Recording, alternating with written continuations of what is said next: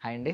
నమస్తే అండి. నమస్తే. బాగున్నారా? Thank you. బాగున్నానండి. మీరు బాగున్నారా? చాలా బాగున్నానండి. ఎవరు చెప్పారండి నేను లేదు ఇడ్లీ అమ్మాను అన్న విషయం?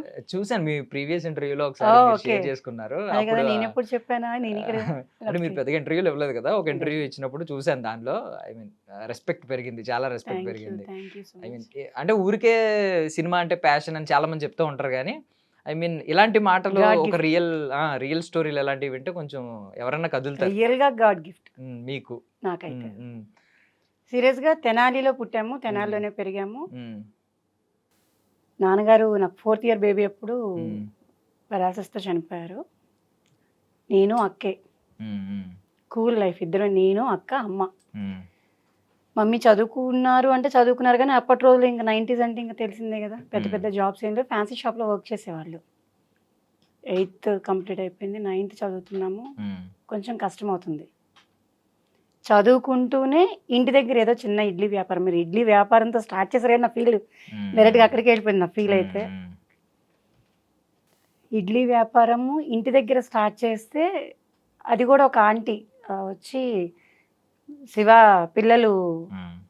నీ నీ చిన్న కూతురైతే మగాళ్ళలానే ఉంటది కదవే! హ్మ్. అది ఎవరినైనా ఇదేద్ది, ఏం కాదు నీకెందుకు? దాన్ని పంపించు, దాని చేత చేయించు, ఇబ్బంది లేదు. ఇల్లు ఎట్లాగొట్లా గడవాలి కదా" అని ఒక ఆంటీ నోటి దయ వల్ల హ్మ్. మమ్మీ ఫస్ట్ ఇంట్లో వ్యాపారం బిగిన్ చేశారు. ఇడ్లీ వేసి హ్మ్. 4 ఇళ్ళకెళ్ళి, "ఆంటీ మమ్మీ ఇడ్లీ అమ్ముతుంది. హ్మ్. తీసుకుంటారా?" అని అడగడం స్టార్ట్ చేశాను. హ్మ్. ద నెక్స్ట్ స్టెప్ రోడ్డు మీద పెట్టింది. అంటే ఇంటి ముందే గుమ్మం ముందు పెట్టింది. హ్మ్. వ్యాపారం బానే ఉంది. హ్మ్. ఈ 4 ఇళ్ళకెళ్ళేది 10 ఇళ్ళకెళ్ళి ఇచ్చొస్తున్నా. ఇలాగే అంటుంటే ఇంకొక ఆవిడొచ్చి, అది మార్కెట్‌కెళ్తే ఇంకా బాగా వ్యాపారం అవుతది గదా" అంది. హ్మ్. "చిన్ని వెళ్తావా?" అన్నా. "అమ్మ మార్కెట్‌కా?" అంటే, "అవునంది." సీరియస్‌గా మరి మీరు ఎందుకు స్టార్ట్ చేశారో తెలీదు. హ్మ్. 3 ఇయర్స్ ఇంటి దగ్గర అరౌండ్ 3:30, 4కి లెగిసి 2 5 కేజీస్ గ్యాస్ బండలు, ఇప్పుడు చాలా మందికి తెలీదు హ్మ్. కూడా. హ్మ్. 5 కేజీస్ గ్యాస్ బండల మీద 2 పెనాలు అట్టులేసి, కిరోసిన్ పొయ్యి మీద ఇడ్లీ పాత్రలో ఇడ్లీ వండుకొని, హ్మ్. ఒక టిఫిన్‌లో ప్యాక్ చేసుకొని, తెనాలి పెద్ద మార్కెట్ అంటారు. ఇంటి దగ్గర స్టార్ట్ చేస్తే మార్కెట్ దాకా అరుచుకుంటూ ఎళ్ళేదాన్ని. హ్మ్. అప్పటికి ఆ రూ. 100 సంపాదించిన నిజంగా చాలా గ్రేట్. ఈరోజు 10,000, 20,000 షూటింగ్‌లో పేమెంట్ తీసుకున్నా కూడా ఆ తృప్తి లేదు గానీ, హ్మ్. I feel very happy. హ్మ్. సారీ. స్టార్టింగ్‌లోనే టీఆర్స్ యాహ్! వచ్చేసినాయి. సారీ. లేదు, సారీ కానీ మ్యామ్. చాలా అంటే చాలా హ్మ్. హ్మ్. హ్యాపీగా బరిగాం. హ్మ్. హ్మ్. సంపాదిచ్చేది రూపాయైనా సొంత హ్మ్. రూపాయి గదా! హ్మ్. దాని ఫీలింగే వేరుండేది. ఇంకొక మంచి విషయం ఏంటంటే, మీ చుట్టుపక్కల ఉన్న వాళ్ళు ఎప్పుడైనా సింగిల్ మదర్ ఉండి, ఇంట్లో ఆడపిల్లలు మాత్రమే ఉంటే, నెగెటివ్‌గా మాట్లాడే వాళ్ళు ఉంటారు చుట్టుపక్కల సొసైటీలో. మీ మీ సైడ్ ఏంటో సపోర్ట్ చేసారు ఆ చాలా. చుట్టుపక్కల ఉన్నవాళ్ళు. నిజంగా మా అమ్మగారికి సపోర్ట్ చేశారంటే ఫ్రెండ్స్‌లాగా ఉన్న నైబర్సే. హ్మ్. తన మొగుడు చనిపోయాడు గదా అని చిన్న చూపు చూడకుండా, ఆడపిల్లలే గదా అని తప్పుడు మాటలు మాట్లాడకుండా, హ్మ్. నీకే అమ్మ రత్నాలు లాంటి పిల్లలున్నారు, వాళ్ళు ధైర్యంగా జేస్తారు. హ్మ్. మా సిస్టర్ గూడా ఎస్‌టిడి బూత్‌లో జాబ్ చేసేది. ఇంట్లో చదువుకుంటూ. హ్మ్. 900 జాబ్ అయినా కూడా గ్రేట్ అనిపిచ్చేది మాకది. అమ్మో! హ్మ్. 900 హ్మ్. అంటే మళ్ళీ దానికి ఓటీటీస్ కట్ చేసుకో మనం ఈరోజు సెలవు పెట్టాం మమ్మీ మాకు అమౌంట్ కట్ చేశారని వాటినే హ్మ్. దాచేసుకొని సినిమాలకెళ్ళి సోడా కొనుక్కుంటే గొప్ప ఆ రోజు మాకు. హ్మ్. అలాంటిది వాళ్ళు మేము సినీ ఇండస్ట్రీలో ఉండి, మా పిల్లల్ని మాతో పాటు పెద్ద పెద్ద మాల్స్‌కి తీసుకెళ్ళి సినిమాలు చూపిస్తుంటే మేము రూపాయిన్నర తీసుకొనెళ్ళి సినిమాలు చూసింది. ఈరోజు వీళ్ళని తీసుకొనెళ్తుంటే 15,000, లీస్ట్ 5,000-10,000 అవుద్ది. 2 ఫ్యామిలీస్ గనుక మేము మూవీస్‌కెళ్తే. హ్మ్. ఇంత మారిపోయిందండి. హ్మ్. మన సినిమా చూసే పద్ధతి అనిపిచ్చిద్ది. మీ అమ్మగారు ఉన్నారండి? రీసెంట్‌గా 2017లో చనిపోయారు. ఓకే. ఓకే. సారీ. అయ్యో! అక్క అండి ఏం చేస్తూ అక్క ఉంటారు? ఉన్నారు. తను ఏం ఫిల్మ్ చేస్తారు? ఇండస్ట్రీలో జాబ్ చేశారు. ఆ! ప్రస్తుతానికి మన ట్రావెల్స్ వాళ్ళ హస్బెండ్ ట్రావెల్స్ చేస్తారు. హ్మ్. కార్లు అమ్మడము అవి, హ్మ్. కొనటము, అమ్మడము. అది గాక ఆహ్, ఈవెంట్ మేనేజ్‌మెంట్ చేస్తుంది. మ్యారేజెస్‌కి, నైస్. ఈ నైస్. ఆ! బర్త్‌డేస్‌కి ఈవెంట్స్ ఉంటాయి గదా! హ్మ్. హ్మ్. వాటికి మేనేజ్‌మెంట్ చేస్తుంది. హ్మ్. మళ్ళీ రీ ఎంట్రీ ఇవ్వడానికి వెయిట్ చేస్తుంది. నైస్. నైస్. తను నాతో పాటు చాలా సినిమాలు చేశారు. మోర్ దెన్ 50 మూవీస్ చేశారు. హ్మ్. మంచి క్యారెక్టర్స్ చేశారు గానీ, నా అంత ఆపర్చునిటీస్ తనకెక్కువ రాలా. సో, ఇప్పుడు ఆ నెయిబర్స్ ఎవరైనా ఉన్నారా? అప్పుడు చిన్నప్పుడే మిమ్మల్ని నాకు రత్నాలన్నారు కదా! చాలా మంది ఇప్పటికి కాల్ చేస్తారు. నేను ఆ! 2 మంత్స్‌కో, 3 మంత్స్‌కో వన్స్ కాల్ చేస్తా. హ్మ్. హ్మ్. అలా వాటితో పాటు మా పెద్ద బావగారు, మా పెద్దమ్మ గారి కూతురు భర్త, మా అక్క. హ్మ్. ఆహ్, ఎలా ఉంటదంటే పండగ వస్తుందంటే కట్టుకుంటే బట్టలు ఉండేవి కాదు. మా అక్క వస్తున్నారంటే హ్యాపీ. స్వీట్స్ వచ్చాయి. తను వచ్చేటప్పుడు ఇప్పుడు తెలుసో తెలీదో చాలా మందికి ముక్కల చీరలు అంటారు. అంటే 2 పీసెస్ శారీ. 1 శారీయే 2 పీసెస్ లాగా అమ్ముతారు. వాటిని తీసుకొస్తే వాటిని మా అమ్మ ఏదైనా సినిమా చూసొస్తే సినిమాలో ఫ్రాక్ ఇలా కుట్టారు అని పక్కింటి ఆమెని మిషన్ అడిగి ఆ frock as it is design దింపేసి మాకు కుట్టిచ్చేది. ఈరోజు ఎన్ని వేల చీరలు కట్టుకున్నా ఆ రోజు అమ్మ కుట్టించిన బట్టలు వేరుంటాయి. చాలా అండి స్ట్రగుల్ పడ్డాము, హ్యాపీగా ఉన్నాం. అరౌండ్ 9-10 ఇయర్స్కే ఓన్గా సంపాదించడం అలవాటు అయిపోయింది. ఈరోజు ఏదైనా రూపాయి మా హస్బెండ్ని అడిగినా ఫీల్ఫుల్గా ఉండదు అనమాట. అరే ఈయన అడగాల్సిన పరిస్థితికి వచ్చిందే, ఇక నా ముఖం చూసి ఖర్చులకు లేవా ఇదిగో అని చెప్పి ఆయనే ఇచ్చేడతారు. లేదు లేదు ఉన్నాయి తెలుస్తుందిలే నీ ముఖం అంటారు. అంటే ఒక 10 రూపాయలు పక్క మనిషిని అడగడానికి కూడా ఇష్టం అనిపించేది కాదు అలా. ఎందుకంటే మోర్ దెన్ మనకి 30-40 ఇయర్స్ అంటే 30 ఇయర్స్ నుంచి గెయిన్ చేయటం, ఓన్గా సంపాదన అలవాటు అవ్వడం వల్ల రూపాయి పక్కన వాళ్ళని అడగడం, పక్కన వాళ్ళని కదా హస్బెండ్ అడగడానికి కూడా సిగ్గు అనిపిస్తుంది. అలా స్ట్రాంగ్గా పెంచారనమాట మమ్మీ. నాకు ఇంకొకటి అనిపించిందండి, అంటే మీ పిచ్చి అంటే చిన్నప్పుడు మీరు ఎన్నో కష్టాలు పడ్డారు. మీ ఓన్ చాయిస్తో కష్టాలు పడిన సందర్భం ఎక్కడంటే మీరు ప్రెగ్నెంట్ లేడీగా ఉండి మామూలుగా ఎక్కువ నిలబడొద్దు అంటారు, నిలబడలేరు, ఆ పెయిన్ బ్యాక్ పెయిన్ ఉంటుంది, హెవీ స్టమక్ పెయిన్. ఆ టైంలో కూడా మీరు షూట్లకి వెళ్ళి ఎక్కువసేపు నిలబడి పొద్దున్న సాయంత్రం వరకు నిలబడి యాక్ట్ చేయాల్సినంత పిచ్చి ఉందా మీకు సినిమా అంటే అని అనిపించింది నాకు. నా పిచ్చి చెప్పకూడదండి, ఇంటర్వ్యూ కాబట్టి చెప్పాలి, ఇక్కడ కాకపోతే ఎక్కడ చెప్తాం. కానీ మా 3 అన్నయ్య, పెద్దమ్మ గారి కొడుకుల్లో 1, 2, 3 అన్నయ్య. మన సముద్ర గారి మూవీకి షూటింగ్కి వెళ్తున్నాము గోల్కొండలో. 7కి మనం ఆన్ స్పాట్ ఉంటాం కదా లొకేషన్లో. 5:30 అరౌండ్ 6 o'clockకి బాత్ చేస్తున్న టైంలో మా అన్నయ్య గారు పిలిచిన ఫీలింగ్ వచ్చింది.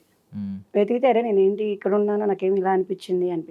కరెక్ట్గా స్నానం చేసి వచ్చి రెడీ అయ్యి షూట్కి వెహికల్ ఎక్కుతున్న టైంలో మా వదిన గారు ఫోన్ చేసి అన్నయ్య చనిపోయారు అని. ఆ చనిపోయే సెకండ్ ముందు కూడా మా బ్రదర్ నాతో వచ్చి నన్ను పిలిచిన ఫీలింగ్ అయితే నేను ఇప్పటికీ మర్చిపోలేను. అక్కడ వచ్చేసి షూటింగ్ సముద్ర గారి మూవీలో మంచి సాంగ్, ఫుల్ కామెడీ క్యారెక్టర్. ఇది ఎంత నవ్విస్తుంది అంటే ఇంక అంత నవ్విస్తుంది. కడుపులో ఎంత బాధ ఉందో ఎంత ఏడుపు ఉందో నాకు మాత్రమే తెలుసు. సముద్ర గారికి చెప్పలేదు ఏ మాటకు ఆ మాట, నేను చెప్పలేదు. 5:30, 6 o'clock అంతా కార్యక్రమం అయిపోయాక మా వదిన గారు మళ్ళీ కాల్ చేశారు, నువ్వు ఒక్కదానివే రాలేదు, మీ అన్నయ్యకి నువ్వు అంటే ఎంత ఇష్టమో, నీకు రావడానికి కూడా తీరనంత ఇదిగా నువ్వు షూటింగ్లో బిజీ అయిపోయావా, బిజీగా ఉండటమే కావాలి. తను ప్రేమతోనే అంది, కోపం కాదు కదా. ఆ సెకండ్కి బాధ అనిపించింది, అరే వదిన కూడా అర్థం చేసుకోకపోతే ఎట్లని. తను ప్రేమతోనే అన్నాడు వాళ్ళ అన్నయ్యని చుట్టానికి, వాళ్ళ హస్బెండ్ని చుట్టానికి రాలేదని. ఆ మాటకు తట్టుకోలేక ఏడుస్తున్నా. సముద్ర గారు డైరెక్షన్ డిపార్ట్మెంట్ వచ్చి ఏమైంది అంటే ఇట్లా మా మార్నింగ్ బ్రదర్ చనిపోయారండి, వదిన గారు ఫోన్ చేశారు, బాధగా అనిపిస్తుంది అంటే సముద్ర గారికి తెలిసిన విషయం. చెప్పొచ్చు కదా సంధ్య, షూటింగ్ కదండి, ఏముంది ఇది ఫ్రెండ్స్ క్యారెక్టర్సే కదా, కాకపోతే ఇంకో రోజు షూట్ చేసుకునేవాళ్ళం. సాంగ్ జరుగుతుంది, సాంగ్లో మరి ఇందులో నేను లేకపోతే ఏం క్యారెక్టర్ మిస్ అవుతుందో, ఆ రోజు ఏం సీన్ మిస్ అవుతుందో, నేను ఇండస్ట్రీలో ఏం కోల్పోతానో ఈరోజు ఇక్కడ లేకపోతే అని చావుకు కూడా అడగలేదు నేను. అంత పిచ్చి. దాని ముందు ఇక ప్రెగ్నెన్సీ అనేది కూడా చాలా చిన్నది. అట్లీస్ట్ మీ హస్బెండ్ కూడా ఆపలేదా ప్రెగ్నెన్సీ టైంలో వెళ్తుంటే? ఐ మీన్ ఎందుకు ఎంత చేయకు, ఎందుకంటే తెలియదు కదా అప్పుడు ఎక్కడో దూరంగా ఉంటారు. ఇప్పుడు మీరు ప్రెగ్నెన్సీ టైంలో వెళ్ళిన సెట్స్ లో ఆయనే ప్రొడక్షన్ మేనేజరా? ఆ సెట్స్ లో ఆయన కూడా ఉన్నారా? మరి భయం ఉంటది కదా, అరే అక్కడ ఎలా నా ఉంటుంది? మీద మా అమ్మగారికి ఎంత నమ్మకం ఉందో మా అమ్మగారి తర్వాత మా హస్బెండ్కి అంత నమ్మకం ఉంది. అంటే అలా అని కాదండి, ఎమర్జెన్సీ వస్తే రేపు పొద్దున్న ఎవరు ఉంటారు దగ్గర, నేనుంటే వేరు అని చెప్పి. నేనున్నాను అంటేనే వాళ్ళందరికీ నమ్మకం, అది ఏమీ కాదు, అది ఏమీ కానివ్వదు అన్న నమ్మకం మా వాళ్ళకి బాగా ఎక్కువ నా మీద. అది ఎంత పెద్ద కష్టమైనా చిన్న బాధకి ఎంత ఫాస్ట్గా ఫీల్ అవుతాను, బాధపడతానో, ధైర్యానికి తెగింపుకి వస్తే రాణి రుద్రమ్మదేవి అనుకోవాలి. ప్రెగ్నెన్సీలో షూటింగ్ అంటే మీరు నమ్ముతారో లేదో, నాకు ఫస్ట్ ప్రెగ్నెన్సీ అప్పుడైతే షూటింగే లేవు. లిటరల్గా ఎవరన్నా ఇస్తే తీసుకొని తిందామా అన్న పొజిషన్లో ఉన్నాం. పాప అప్పుడు, బాబు కన్ఫర్మ్ అయింది షూట్లోనే. ఆకాశవాణి అని చెప్పి మూవీ చేస్తున్నాం పాడే అరకులో. వామిటింగ్స్ అయితే సరే ఏంటోలే దిష్టి తగిలింది అందగత్తిని కదా అని ఫీల్ అయిపోయా. ఇంటికి వచ్చాక మళ్ళీ వామిటింగ్స్ అవుతుంటే మా సర్వెంట్ ఆంటీ, మా సర్వెంట్ అని కూడా అనకూడదు పాపం, 14 ఏళ్ళ నుంచి మా ఇంట్లోనే ఉన్నారు ఆవిడ, ఆంటీ ఇట్లా అయింది షూట్లో అంటే, ఒకసారి ముఖం కూడా మార్పుకుంది, చూసుకోపోయావమ్మా చిన్ని అంది. ఏ ఊరుకో ఆంటీ, నాకేంటి ఇది, ఏమీ అసలు ప్లాన్ కూడా లేదు, థాట్ కూడా కాదు, సమ్ షూట్లో జర్నీలు చేయటం వల్ల అంటే, కాదు కాదు చూసుకుంటే కన్ఫర్మ్ అయింది.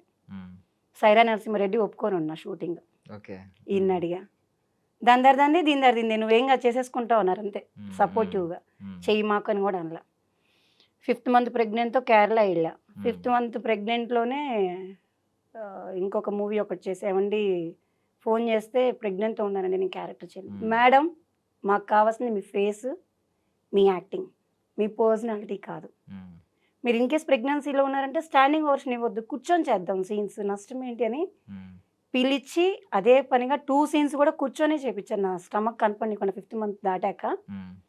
1st మంత్ షూట్లోనే ఉన్నా, 3rd మంత్ షూట్లోనే ఉన్నా, 5th మంత్ షూట్లోనే ఉన్నా, 7th మంత్ షూట్లోనే ఉన్నా, 9th మంత్ అయితే 3 సినిమాలు చేశా. బా ఎన్ని రోజులు చేస్తుంటారు 9th మంత్? మన చెప్పుకుంటే నవ్వుకోవాలి కానీ, రూలర్ మూవీకి రవి గారు డైరెక్టర్, మీకు రవికుమార్ గారు తెలుసు కదా, పెద్ద ఆయన. రామలక్ష్మణ్ మాస్టర్స్ అసిస్టెంట్స్ ఫోన్ చేశారు, సంధ్య ఒక చిన్న ఫైట్ సీక్వెన్స్ ఉంది బాలకృష్ణ గారి మూవీలో, సార్ నీకు కాల్ చేయమన్నారు అని. రామలక్ష్మణ్ మాస్టర్స్ అసిస్టెంట్స్ దగ్గర నుంచి కాల్ వచ్చింది, సారీ అండి నేను ప్రెగ్నెంట్తో ఉన్నాను, చేయలేను. మాకు కావాల్సింది కూడా ప్రెగ్నెంట్ లేడీనే. అయ్యో ప్రెగ్నెంట్ లేడీ కాదు, నేను 9th మంత్, నాకు 22nd డెలివరీ డేట్ ఇచ్చారు, అరౌండ్ 6th అనమాట షూటు. ఏం కాదు నువ్వు చేసేస్తావు అని చెప్పి ఒక నిమిషం ఆపి రామలక్ష్మణ్ మాస్టర్స్ చెప్పారు, వీళ్ళు అసిస్టెంట్ లక్ష్మణ్ అనుకుంటా. కాల్ చేస్తే ఆయన ఏం కాదు సంధ్య జాగ్రత్తగానే చేసుకుంటుంది, రమ్మని చెప్పండి అన్నారు. వెళ్ళాక షార్ట్ బాలకృష్ణ గారు అక్కడ కూర్చున్నారు, భూమిక గారు కూర్చున్నారు, రవి గారికి ఏమో ఎయిర్పోర్ట్ టైం అవుతుంది, వేరే ఊరు వెళ్ళాలి. ఇంత పొట్ట ఫ్రేమ్ ఇక్కడ పెట్టారు. ఆయన వచ్చి స్క్రీన్లో చూసి, అమ్మా ఫైట్ సీక్వెన్స్ అని తెలుసా? తెలుసు సార్. కొడతారమ్మా? తెలుసు సార్. ఇబ్బంది లేదా? ఎప్పుడు డెలివరీ? ఈ మంత్ 22nd. ఓవా అయితే ఏం కాదు సార్. కాదు, రవి గారు డైరెక్టర్ గారు. ఇక మన బాలకృష్ణ గారి గురించి చెప్పేది ఏముంది, ఆయన అయితే షార్ట్ చేయగానే వెళ్ళి కొట్టి తిరిగి రాగానే షార్ట్ అయిపోయిందో గ్లాస్ కొట్టుకొని రివర్స్ వచ్చి కూర్చుంటది. తగిలిందా? తగలేదండి. బేబీ వచ్చిందా? లేదండి. ఆయన షార్ట్ చేయడం, బేబీ వచ్చిందా, ఇక ముహూర్తం బాగుంది, నాన్నగారు పుట్టిన ముహూర్తం, టైం కరెక్ట్గా ఉంది, వచ్చేస్తున్నాడు వచ్చేస్తున్నాడు. షార్ట్స్ చేసినంతసేపు నవ్వుతూనే ఉన్నాం. అది పొట్ట, ఇంత పొట్ట కరెక్ట్గా 9th మంత్, ఇంకో 10 daysలో డెలివరీ అనగా చాలా హ్యాపీ అనిపించింది. అది చేసిన అమ్మటనే ఇంకొక సినిమా వచ్చింది, మన కథనమా ఏదో కథనం. నాకు నిజంగా చాలా జ్ఞాపకశక్తి తక్కువ, నేను చేసిన మూవీస్ 200 మీరు అన్నట్టు ఉండొచ్చేమో కానీ. అయితే ఇక ఆ మూవీకి ఆల్రెడీ ఎవరో ఒక ఆవిడ యాక్ట్ చేశారంట, ప్రెగ్నెంట్ లేడీ. ఆటోలో ఇట్లా పెద్ద వర్షం పడుతుంది, పెయిన్స్ తీసుకోవాలి, ఇట్లా క్యారెక్టర్ చేసేసారు, ఆల్రెడీ వేరే ఆర్టిస్ట్ని పెట్టి చేశారు. ఆవిడ బాగా చేయలేదు, ఈవిడ బాగా చేస్తుందని కాల్ వచ్చింది నాకు, సేమ్ దానిలాగే. సారీ అండి నేను ప్రెగ్నెంట్తో ఉన్నా, ఇప్పుడు చేయలేను, నాకు డెలివరీ. మాకు కావాల్సింది ప్రెగ్నెంటేనండి, మళ్ళీ సేమ్ డైలాగ్. వెళ్ళాము, పెద్ద వర్షం పెట్టారు సారథి స్టూడియోస్లో, ఆటోలో. నొప్పులు పడండి అంటారు, నేను నొప్పులు పడుతుంటే వాళ్ళు భయపడుతున్నారు, మనం చేసేది యాక్టింగే. ఆ షౌట్స్ నేను ఇస్తుంటే, ఏమండి నిజంగా నొప్పులు వస్తున్నాయి? కాదండి యాక్ట్ చేస్తున్నా. ఆ పొట్టని తీసుకొని ఆటోలో బామ్మగారు ఒళ్ళో ఇలా పడుకోవాలి క్రాస్గా, ఈ చెంగంతా వెళ్ళిపోయి నా పొట్ట ఇలా కనిపిస్తూ ఉంటుంది షార్ట్. ఆవిడేమో ఏమ్మా ఓకేనా, ఇంత నిండు కడుపు పెట్టుకొని వచ్చావు, నీకేమన్నా బుద్ధి ఉందా, మీ ఇంట్లో వాళ్ళు ఎవరేమనరా? మా వారిని తీసుకొని వెళ్ళా, లెక్క ప్రకారంగా ఆయన ఉన్నారు. నాకు ఎంత ఇష్టమో మా వారికి అంతే ఇండస్ట్రీ అంటే ఇష్టం అండి. అంత ఇబ్బంది ఏం లేదు. ఫస్ట్ ఎట్లాగో ఆపరేషన్ కూడా, సెకండ్ కూడా ఆపరేషన్ అయింది, పెయిన్స్ వచ్చే భయం లేదులే. అంటే షార్ట్ చేస్తున్నంతసేపు నాకేమన్నా ఇబ్బంది అవుతుందేమోనని చూసుకునే వాళ్ళే తప్పించి ఇబ్బంది పెట్టిన వాళ్ళు లేరు. ద సేమ్ గాడ్ గ్రేస్, నాకు ఏ రోజు షూట్లో ఎక్కడ ప్రాబ్లం కాదు. నేను ఫైట్ చేశాను, డాన్స్ చేశాను, ప్రెగ్నెంట్లో షూటింగ్స్ చేశాను, ఇంట్లో అయితే ఎగురుతూనే ఉండేదాన్ని. అదే అల్లరి మా వాడికి వచ్చింది అనుకోండి, వేరే విషయం. ఎప్పుడు ప్రాబ్లం కాల. అలా 3 మూవీలు, 3 మూవీలు కదా అసలు, కన్సీవ్ అయ్యి కన్ఫర్మ్ అయ్యి డెలివరీ అయ్యేదాకా షూట్లోనే ఉన్నాను అనుకోండి.